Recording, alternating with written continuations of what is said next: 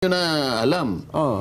Si dating senador at DOJ Secretary Laila De Lima, nung hindi pa siya senador, naging Justice Secretary siya. Hanggang 2015, di ba?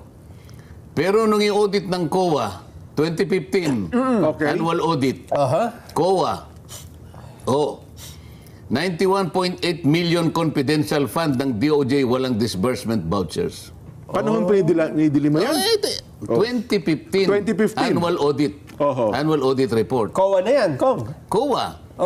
Madali, pumunta kayo sa COA. Pwede namin makita po yung 2015 ano po ng Department of Justice. 120 million unliquidated cash advance ng confidential funds.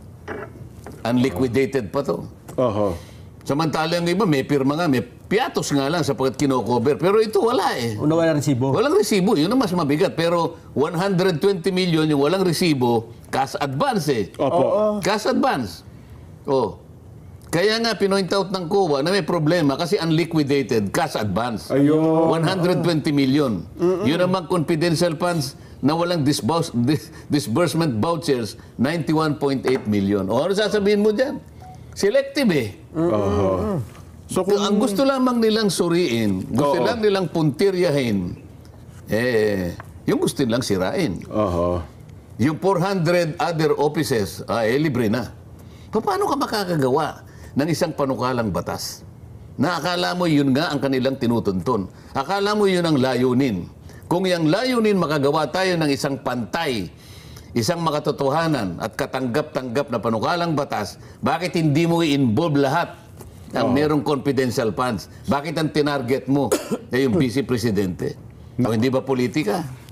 Politika lang. Marinaw na marinaw. Pagkatapos, kunwari, in aid of legislation. Ngayon pala, impeachment. Maski saan mo kwentahin eh.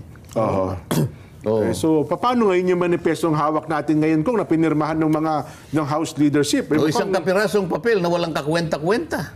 Ganun ba? Paano mo i-describe mo nga ito, Nelson?